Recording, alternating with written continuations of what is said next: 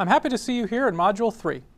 Remember that the goal of this course is to provide a foundation for managing human resources, so I'm trying to build some blocks as a foundation. In the first module, we looked at alternative approaches to managing human resources. In Module 2, we looked at what makes employees work, and we started with money. Now in this module, I want to add another building block and continue to look at what makes employees work, but want to look at non-monetary motivations. So looking at the fact that work is more than money, at least for a lot of employees. And then in the last module, the final block, will be looking at people managers as part of a complex system.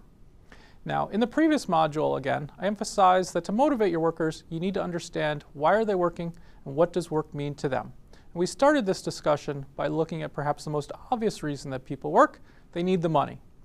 And this is important because, after all, people do work for the money. And as Donna Summer sang in the 1980s, they probably work hard for their money.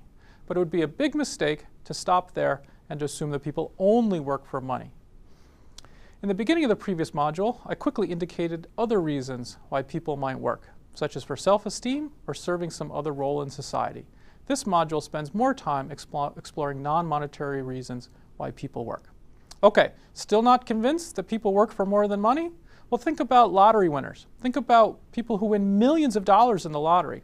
Research shows that 85 to 90% of them still work. So work must be about more than simply money. And as society, we should be grateful that work is more than about money.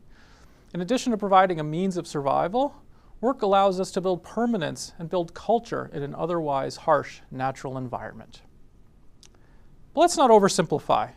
Yes, we need to move beyond money as the sole driver of work, but this doesn't mean that money is not important. It is an economic motivator for some workers, as described in the previous module. And for individuals who aren't as economically oriented, pay can still be important when it's interpreted as a signal of one's own self-worth or the extent to which the organization values somebody. This gets very complicated, and you need to be on your toes as a manager. So to conclude, I want to return to the opening video from the previous module, where I emphasized that workers can have diverse reasons for working. I'll say it again. Workers can have diverse reasons for working. If there's only one reason, you could probably rely on your HR professional to figure it out for you. But with so many different reasons, you as the manager need to figure out what makes each of your employees tick. Now, to emphasize this point, I'm going to do something that can be hard for an academic. I'm going to give somebody else the last word. The one thing that I always like to say to managers of people is find out what motivates your people.